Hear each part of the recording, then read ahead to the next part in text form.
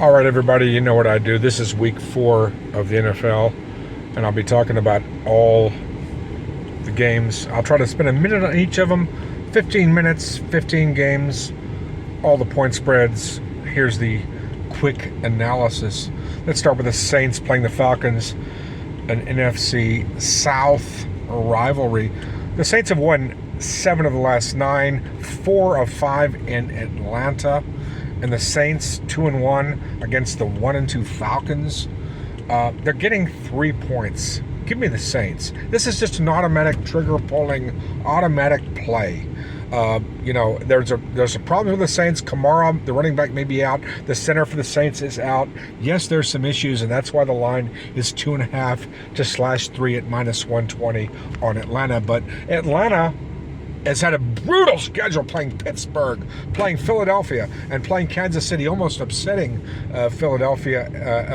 Kansas City at home. And now they've got the Saints coming into the Georgia Dome, or whatever that stadium is called, in Atlanta. And this is just a really tough schedule for the Falcons. I just think that this is a rivalry, a coin flip game. Give me the points, especially getting the 3, a field goal. Give me the Saints in this game. The next game is the Rams playing the Bears. Can you explain to me why the Chicago Bears are favored by a field goal in this game? This is a team that has massive problems at the quarterback position. They have a quarterback that cannot apparently throw the ball. Talking about Williams. We'll see if that happens. Maybe he becomes a superstar. Maybe he becomes a multi-threat. Maybe. But until I see that, I'm going to fade that prospect. And the Rams, they're coming off an outright upset of the 49ers, where they won outright as 7-point underdogs, and now they're getting 3 at Chicago. Just automatically give me the Rams. Again, this is a contrarian delight. Give me any time you've got a coin flip, give me the points. And I think the Rams are the play here. Similar situation again. When are the Vikings going to get any respect? They're 3-0. They're playing, the 2-1 Packers. And the Vikings, again, just getting no respect, getting 3, 2.5 is the line in some spots. But I just say, give me the Vikings until they prove otherwise. We don't know if Love's going to start for the Packers. That's why that line dropped to 2 or 2.5 or what have you. But I just think that the Vikings are the play in a rivalry, in a coin flip, in a situation with uncertainty. Give me the team that's proven themselves, upsetting the 49ers, crushing the Houston Texans, and beating the Giants by 20. Just give me the team that's the hottest team in the NFC right now, getting close to a field goal. Next game, the Steelers. Here's where I'm laying points with the favorite. I'm just trying to figure out how the Colts, with all of their problems, especially on offense, especially with Anthony Richardson, the quarterback who has regressed. When quarterbacks regress from season 1 to season 2, that's a huge red flag. And so I'm going to take the Steelers -2. This line should probably be -3 or -3.5. The Steelers have allowed 9 points per game. Number 1 ranked defense. And this quarterback, Richardson, is going to all of a sudden light up with the Colts. By the way, initially I'd like the contrarian play with the Colts. But there's just too many factors that point to the Steelers here. Laying points on the road, not something I normally like to do. But this line is a bargain at the Steelers, who the Steelers have been underestimated all season long. -2, that sounds like a bargain. The prop I have on this game, Anthony Richardson to throw an interception, I think that's a given. I think Richardson throws at least 1 interception, -140 on the prop. Broncos at the Jets, 7.5. It's now 8. It's 8 points. The Broncos are right. I'm trying to figure out how in the hell are the Broncos -8 here, +8 here. How are the Jets favored by 8 points against anybody? Vast market, public, hype, overreaction. Yeah, the Jets, whatever. They destroyed what? New England with their offensive line decimated, and they had Jacoby Brissett, and then They beat Tennessee, whippity-fucking-do. I mean, give me a goddamn break. Are you kidding me? The Broncos are coming off a road win, have looked progressively better in each game. This game is going to be close, I think. I think keeping up with one score. 7 is probably a number I probably lean Broncos, but 7.5, give me Denver. Boom, mile-high victory all the way to the moon, baby. Eagles of the Bucks. This is one of the few games I don't have much of an opinion on. Line's dropped now to the pick'em, I think. It's Saturday afternoon. I'm headed down to the Westgate. I think the Bucks probably are the play here, coming off a really bad showing at home. I think that they probably put things together against the Eagles. But boy, that Eagles team looked good, especially defensively, in upsetting the New Orleans Saints last week. But they're playing their second straight road game on the road. I think the Bucks are probably the play at pick'em, but that's just a lean. It's not a game I'm betting for now. The Panthers, this is a really interesting game. The Panthers are hosting the winless Cincinnati Bengals. The Bengals 0-3, and the Bengals have kind of really looked good the last couple of games statistically, but they got 0 to show for it. They got no wins, and the fact is that they couldn't be stopped offensively, but they also couldn't stop anyone offensively. And Dalton, oh my gosh, I had the other side of this, but the Carolina shocked me last week by going into Las Vegas and not just winning, but dominating the Raiders. I think coming back with their prospect of the Carolina Panthers going to 2-2 and getting 4.5. It was 5.5 was the early line, by the way. If you got that 5.5, good. I think 4.5 still worth betting. Carolina Panthers, not a playoff team, not going to really do much. Probably a 6 and 11 team, maybe a 7 and they may win 6 or 7 games. But this is one of the games they'll keep close. And I don't understand why a winless team would be favored by more than a field goal here when this team has just underachieved all season long. Also coming off a short week and now having to travel. I'm talking about the Cincinnati Cats, Bengals, Jaguars, and the Texans. Good Lord, this is one of those things like, I'm going to just take my glasses off for a second. I'm going to hold my nose. I'm going to close my eyes. And I got to bet the Jaguars, seriously, it's 6.5. If you can get 6.5, you must play the Jaguars. At 6, it's probably a lean. At 5.5, no.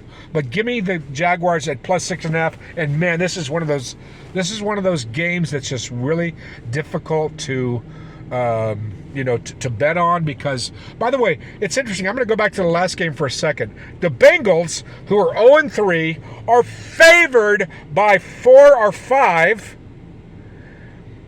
The Jaguars, who were kind of predicted to be kind of the same, compete for the AFC South division title, are also 0-3, and they're getting 5 or 6 or 6.5.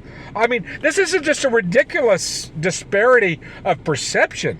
So, and Houston, by the way, has some offensive injuries. Houston, I completely thought they were a fraud. They're 0-3 against the spread this season, folks. 0-3. All those you people who thought that the Houston Texans were one of those teams that was going to be the next big thing, bullshit! They're 0-3 against the spread, people. Wake up! And they're laying points to the Jaguars. God, it's really scary to actually have to bet the Jaguars here. But let me fade the public perception here. Wake up and smell the coffee, people, and bet those Cats. That's the Jaguars. Washington Commanders plus 3.5. Are you kidding me? How are the Cardinals favored by 3.5 against anybody? Listen, I've been on the Cardinal battle. I follow Arizona sports for a lot of reasons. They're right down south of me, but holy shit, how are you laying 3.5 here with the Cardinals, who have a horrifically bad defense? I mean, they played well in the first couple of games, but they shouldn't be laying this kind of points to anybody, especially Washington, which is 2-1 right now, and we've seen repeated from week to week quarterback improvement from Daniels. This system's coming together. No, the Washington's probably not going to be a playoff team. They'd probably go 7-10 or maybe 8-9 or something. This is going to be a team that's going to be competitive. But my goodness, getting 3.5. God, the value of a half point here is massive. Give me the Washington Redskins / football team / Commanders plus the points. Oh man, I'm so excited about this. I can barely drive my car. If I pull off to the side of the road and crash, I'm going to go down in flames, but I'm going to die a happy man. What is that, a red light? Whoa, here we go. So, the Patriots and 49ers, this line went from 10.5, now it's now 11. 49ers favored by more than double digits here. I don't really understand it. This is not a game I am betting.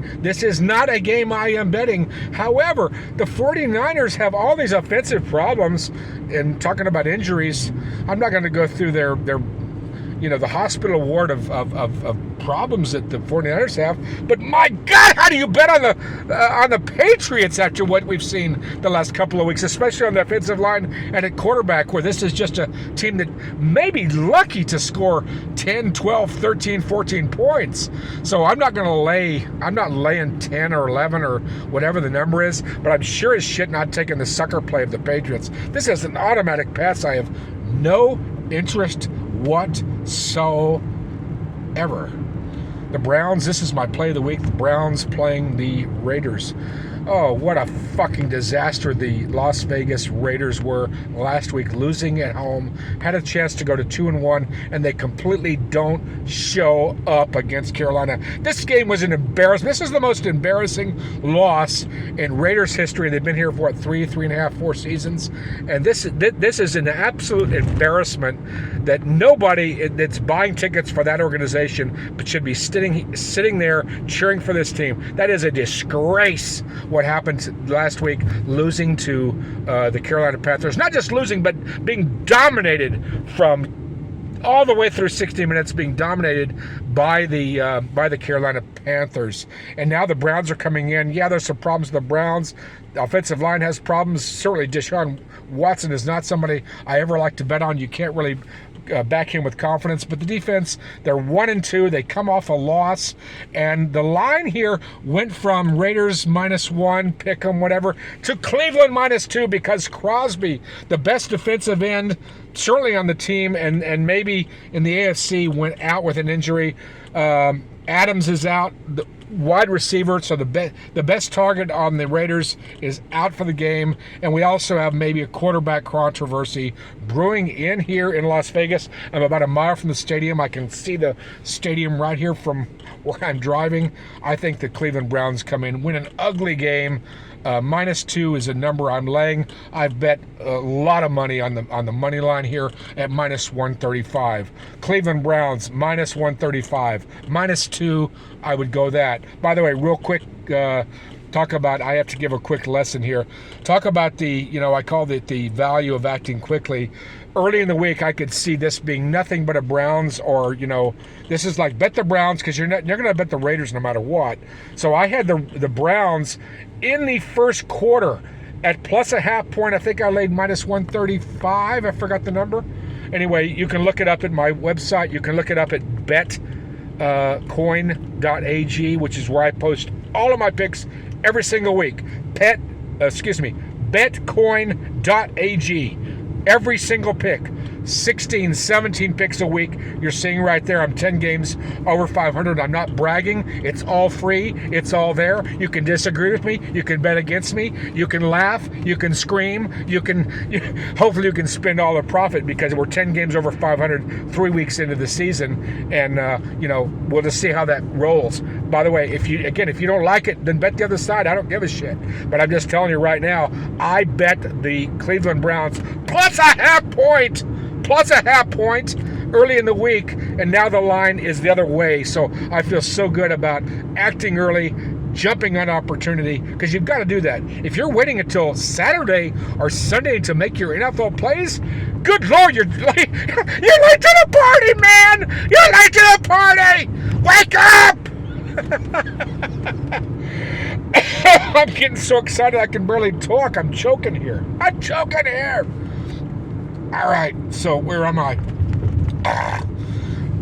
I gotta have something to drink. Give me a second. Chiefs at the Chargers. This is a fascinating game because the line opened up at Kansas City Chiefs at the San Diego / LA Chargers -7. Then it goes to -7.5 because the prospects of Herbert. I'm not a fan of Herbert, but at least he can sling the ball. So Herbert is going to be out, ankle injury. I faded the Chargers last week. I was totally correct on analyzing that game. I said, I'm not betting the Chargers if we got a guy that's on one leg. You want to put a pirate on a peg leg back there in the, against the best defense in the NFL, the Chiefs? Fuck that. I don't want to bet on that team. But anyway, so the line goes from 7.5, down to 7. Now it's 6.5. So basically that's telling me Herbert's probably going to start. Chargers have all kinds of problems, but here's the deal with Harbaugh, the coach with the Chargers. This is a team that runs the ball. This is a team this is a completely different dynamic than we've seen with Chargers teams in the past. Again, only 3 teams under their belt. Maybe I'm wrong here, but again, you have to try to anticipate where the wave is going to crash on the shore, and I think the Chargers here getting in an AFC West matchup in LA on their home field against a team that, by the way, where the game was decided on the last essentially play of the game or the last couple of seconds of all 3 weeks. The Chiefs got breaks every fucking week. Are you kidding me? They're within a toenail of losing the Baltimore game. The idiot fucking referee fucked us in the fucking ass on the Atlanta game when he didn't call pass interference, and then Cincinnati could have very well won that game. The fucking Chiefs could be 0-3, and now they're laying more than a touchdown at a division rival in LA. Give me the Chargers. I don't care if fucking John Hadel and Dan Fouts have a love child and put a child out there in a stroller as quarterback. I'm going to fucking back the Chargers. Are you kidding me? Gee, is that strong enough? Did I make my point there? Okay. Sunday Night Football, the Bills playing at the Ravens. On paper, this is Bills all the way, who have been underestimated the entire season. Bills underestimated the entire season. Everyone thought this is the year that the Bills are going to fall off the cliff, and there's a lot of reasons to support that evidence. A lot of evidence to support that presumption, and it was wrong. But I think the Ravens here -2.5 at home. All the directional arrows do point to the Ravens covering -2.5. This is just one of those games that statistically you can't really justify the play on the Ravens. It's just one of those intangible plays. What team needs this game more and, has underperformed, and has a lot of problems really, but I still think that if you look at the Ravens, this is one of those games that there's going to be a gut check game. They win by 3, 4, 7, somewhere in there. As long as we're laying 2.5, I feel comfortable laying that number on Sunday Night Football. The bet is on Sunday Night Football, the Baltimore Ravens. There's 2 games on Monday night this week. Oh, I love it. 2 games on Monday night. The Titans playing at the Miami Dolphins, and the Dolphins are they just announced the starting quarterback will be Huntley. Huntley is, people forget this, he's an all-pro. He was an all-pro for one season, and he's only been with the Dolphins 2 weeks. So there's a presumption he's not going to play well in the Dolphins offense. And boy, the Dolphins are just a fucking shit show right now. But you know what? I have bet the Tennessee Titans all 3 weeks. And if I keep betting the Titans, I'm going to end up on that street corner over there begging for with a cardboard sign. Will work for food. I mean, whatever they put on their sign, praise Jesus, and give me a beer, I'm thirsty, or whatever it called. I mean, this is like this is not a team I'm going to touch again for a while. And it's a sad thing because the Titans have played pretty well in terms of their line play, in terms of the defense. But that quarterback, oh my God, I don't want to overreact to what we've seen, but good Lord, you talk about a guy who may have single-handedly cost this team 3 games because of idiot turnovers and bad mistakes, and just he's just not ready for prime time. I'm not going to. It's kind of like throwing good money after bad. I'm not doing it. I know that this is a funny thing. I realize my limitations. As Clint Eastwood said, man has to know his limitations. Well, I've recognized my own limitations here, and I am not going to continue to go down the fucking pike and get completely destroyed betting on the Titans, which I've done 3 straight fucking weeks, and I've cost me money. It hurt me in the contest all over the board, and I'm not going to let it happen. I realize again, this is with the gut check. If you can somehow pull the trigger again on the Titans, you know, that to me is a pro. I'll wait. Maybe I'll do it eventually again. But God damn, that was just anybody who's watched the Titan games, I don't need to explain myself here. I'm not betting that fucking team again until I see some kind of offensive brains, intelligence, consistency, fortitude, whatever it's called, that shows me that team is not going to fuck up when it's 3rd down and 7 and the game's on the line. Haven't made myself clear. I'm pulling into the Las Vegas Westgate/Hilton now, so that's why you're seeing me make this pause. And we're almost on 20 minutes. And the Detroit Lions are hosting the Seattle Seahawks in the final game, which is the Monday night game, and I'll take the Seattle Seahawks plus 3.5.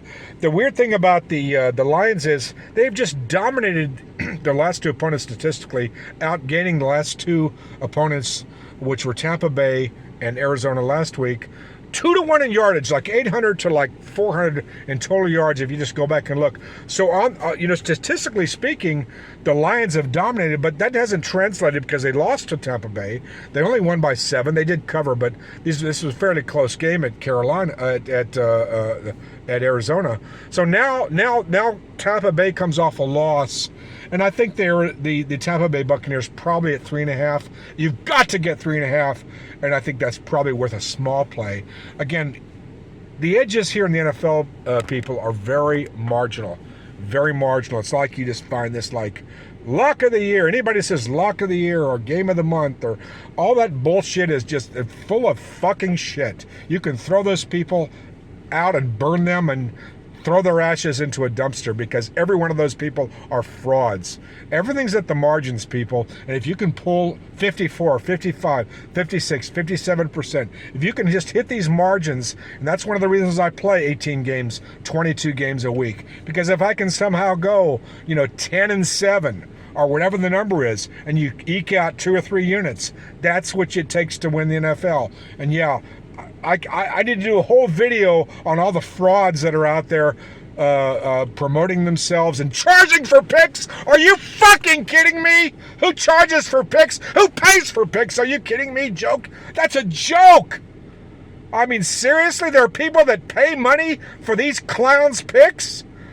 Anyway, I don't pretend to be anything other than just an honest, flawed person who analyzes the games and loves to talk about football. We're 24 minutes in, longer than I expected to go. Next week, I'm here at the Hilton, but next week, I promise you, I'm going to show you how I put in the contest picks every week. I'm in the Golden Nugget, 3 tickets.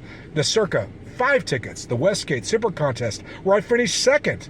Me and my compadres at the Las Vegas Betting Syndicate, we came in second out of 1,301 entrants last season.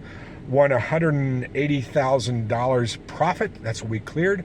And boy, I'd just like to win a fraction of that this season. Anyway, I'm going to go in and make my picks right now, put them in. Next week, I'm going to show you how I do it. Thanks for joining me. I'm Nolan Dalla, NolanDalla.com. But if you really want all the picks and the analysis and everything that I write about with all the details of what goes into field goal props, wide receiver player props, I have it all right there. I have at least like 18 plays or something like that this week. It's at betcoin.ag. Thank you so much. See you next week.